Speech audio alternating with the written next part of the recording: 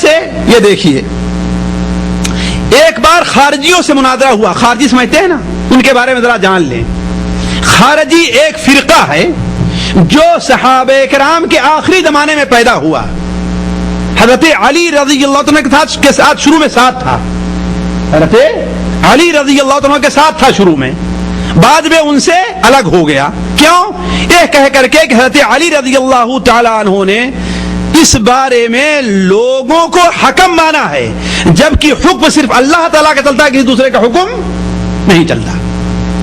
تو جس وقت امام ابو حنیفہ رحمہ اللہ تھے، اس وقت کوفہ کے اندر ایک خارجی بہت مشہور تھا، ضحاک نامی ایک خارجی بہت مشہور تھا. تو امام ابو حنیفہ رحمہ اللہ کا اس سے ایک معاملہ مناظرہ ہوا. تو اس نے کہا کہ خارجی نے کہا کہ توبہ کرو تم. کس سے؟ امام ابو حنیفہ رحمہ اللہ سے. توبہ کرو. کہا کس بات سے توبہ کریں؟ کہا اس لیے کہ حضرت علی اور حضرت معاویہ نے جو دو آدمی کو حکم مانا تھا غزوہ جنگ صفین کے بعد، کس کو حکم مانا تھا؟ حضرت عمرو بن عاص کو اور حضرت ابو موسیٰ اشعری کو. ان دونوں کو جب حکم مانا تھا تو کفر کیا تھا. نعوذ باللہ من ذالک. حضرت علی کفر کر سکتے ہیں، لیکن جب عقل الٹی ہو جاتی ہے، انسان کی سمجھ الٹی ہو جائے، تو اسی قسم کی باتیں ظاہر ہوا کرتی ہیں. اسی لیے میں کہتا ہوں جو لوگ اردو سے علم حاصل کرتے ہیں یا جو چھوٹے طالب علم ہیں، انہیں اپنی سمجھ سے اور صرف اردو پڑھ کر کے یا دو چار حدیثیں پڑھ کر کے اپنی طرف سے کوئی مسئلہ متعین نہیں کرنا چاہیے، جب تک کہ اس بارے میں یہ نہ دیکھ لیں کہ اہل علم کیا کہتے ہیں. اس کی ایک مثال میں دیتا ہوں. سنن ابو داؤد کے اندر ایک روایت ہے کہ اللہ کے رسول صلی اللہ علیہ وسلم نے کھڑے ہو کر جوتا پہننے سے منع فرمایا.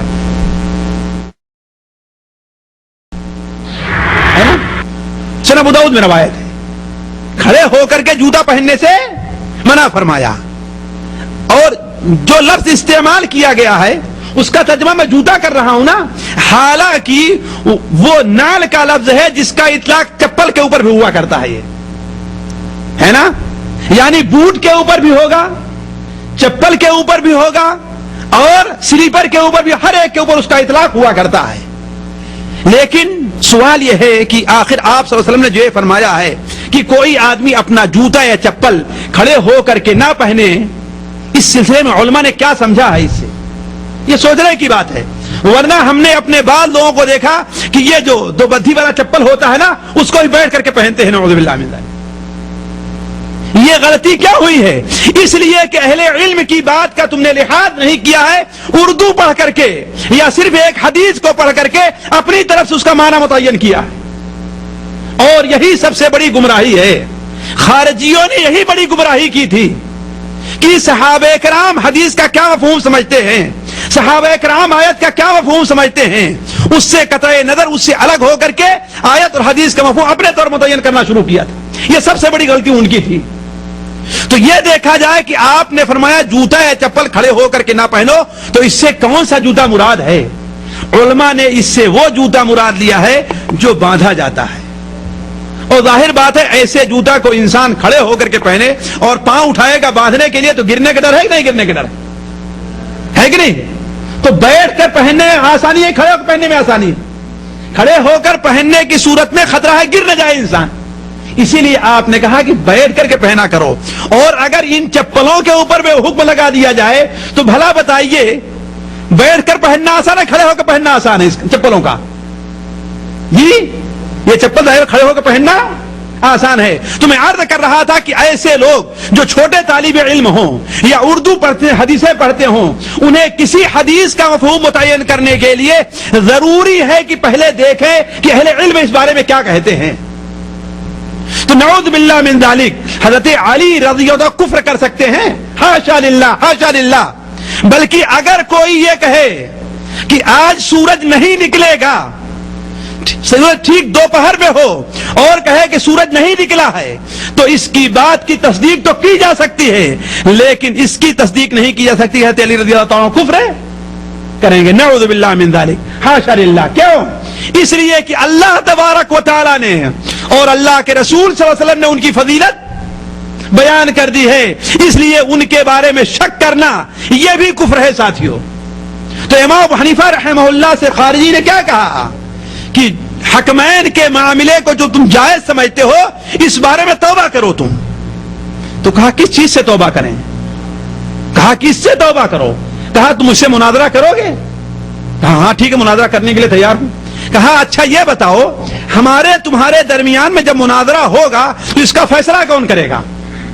اس کا فیصلہ کون کرے گا؟ کہا جس کسی آدمی کو آپ حکم بنا لیں کہ وہ فیصلہ کرے اس کی بات ہم مان لیں گے۔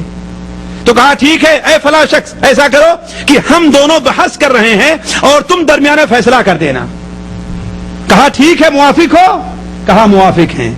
کہا ارے بے وقوف کہیں کے، تم جو ہے ایک عام آدمی کو فیصلہ کرنے والا ماننے کے لیے تیار ہو گئے اور دو صحابی کو فیصلہ کرنے والا ماننے کے لیے تیار نہیں ہو۔ سوچنے کی بات ہے، ہمارا تمہارا معاملہ ہے مناظرے کا، اس میں ایک آدمی کو تم نے فیصلہ ماننے کے لیے تیار، ان کا فیصلہ کے لیے تیار ہو گئے تم، لیکن پوری امت کا مسئلہ ہو، پوری امت کا مسئلہ ہے اور دو صحابی جو اللہ کے رسول کے ساتھی ہیں، ہے نا، ان کے بارے میں فیصلہ ماننے کے لیے تیار نہیں ہو سکتے۔ اسی طریقے سے ایک رافضی بدبخت نے کیا کہہ دیا کہ حضرت عثمان غنی یہودی تھے، نعوذ باللہ من ذالک۔ بھلا بتائیے، جنہیں اللہ کے رسول اپنی دو بیٹیاں دے وہ یہودی ہو سکتا ہے؟ میں یہ بتا رہا تھا کہ وہاں حنیفہ رحمہ اللہ اس عہد میں جو تھے، رافضیوں کے، خارجیوں کے، معتزلہ کے، اللہ تعالیٰ نے ان کے جواب دینے ہی کے لیے پیدا کیا تھا اللہ تعالیٰ نے انہیں، اور کوفہ کے اندر انہیں اسی لیے بیٹھایا تھا تاکہ ان نالائکوں کا، ان بددین لوگوں کا جواب دے سکے کوئی۔ تو کہا، انہوں نے سنا کہ وہ کہتا ہے کہ حضرت عثمان کیا تھے؟ نعوذ باللہ من ذالک، زبان سے ادا کرنا مشکل ہوتا ہے۔ کہتے عثمان غنی، جن کے بارے میں اللہ کے رسول نے کیا بیان فرمایا کہ ہماری امت میں سب سے شرمندہ آدمی کون ہے؟ حضرت عثمان غنی ہے۔ تو حضرت امام ابو حنیفہ رحمہ اللہ اس شخص کو خاموش کرنا چاہے، چنانچہ ایک دن اس کے یہاں جاتے ہیں اور کہتے ہیں تمہاری فلاں جو لڑکی ہے، میں فلاں آدمی کی طرف سے اس کی مگنی کرنے کے لیے آیا ہوں۔ کہتا ہے وہ کیسا شخص ہے؟ کہا کہ بہت مالدار ہے، بڑا ہی خوبصورت ہے، بہت اچھے پیسے والا ہے، بہت ہی نیک آدمی ہے، ہر قسم کی خوبیاں اس میں موجود ہیں۔ تو کہا اور؟ کہا لیکن ایک خرابی ہے کہ وہ یہودی ہے، ایک خرابی ہے کہ وہ یہودی ہے۔ بڑا ناراض ہوا کہ عجیب آدمی تم ہو، ایک یہودی کے لیے میری لڑکی کی منگنی کرنے آئے ہو۔ کہا بدبخت کہیں کہ تو اپنی لڑکی کے لیے یہودی کو دولہا بننا تو پسند نہیں کرتا، اور اللہ کے رسول صلی اللہ علیہ وسلم اپنی دو لڑکیوں کے لیے کسی یہودی کو دولہا بننا پسند کریں گے؟ بتاؤ، اللہ کے رسول صلی اللہ علیہ وسلم کسی کو پسند کریں گے؟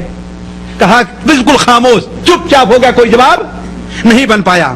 اسی طریقے سے امام ابو حنیفہ رحمہ اللہ کی ذرا عقل دیکھیے کہ ایک شخص ربیع جو منصور ابو جعفر المنصور، جیسے کہ بھی عرض کریں کہ امام ابو حنیفہ رحمہ اللہ کو اس نے قاضی بنانا چاہا، تو ان کے پاس گئے تو ایک مسئلہ بیان کر دوں آپ کے سامنے تو اس کو سمجھنے میں آسانی ہوگی۔ آپ نے کہا قسم خدا کی، اللہ کی قسم، میں یہ گلاس یا اس کے اندر جو پانی ہے، دودھ ہے، چائے ہے، اسے میں پیوں گا، ٹھیک ہے نا؟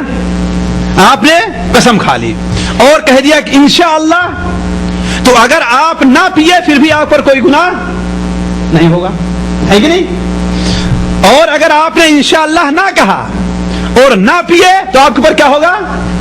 گناہ ہوگا، ٹھیک ہے؟ آپ کسی سے وعدہ کریں کہ ٹھیک ہے میں قسم کھاتا ہوں، میں قسم کھاتا ہوں کہ آپ سچے ہیں، اور اگر آدمی جھوٹا نکلا تو آپ گنہگار ہوں گے، لیکن کہا میں قسم کھاتا ہوں کہ انشاءاللہ آپ سچے ہیں جی، تو آپ جھوٹے نہیں ہوں گے۔ تو یہ اصل میں ہے کہ قسم کے ساتھ انشاءاللہ کہہ دینا، یہ قسم کے جو کفارہ ہوتا ہے یا حنس ہوتا ہے، حانث ہونا ہوتا ہے، قسم جو توڑنا ہوتا ہے، اس سے انسان بچ جاتا ہے۔ تو امام ابو حنیفہ رحمہ اللہ کا مسئلہ یہ ہے کہ اگر انشاءاللہ کہنا ہے تو قسم کے ساتھ ہی کہہ دے، کہ میں قسم کھاتا ہوں کہ انشاءاللہ آپ ایسے ہیں یا انشاءاللہ ایسا ہوگا.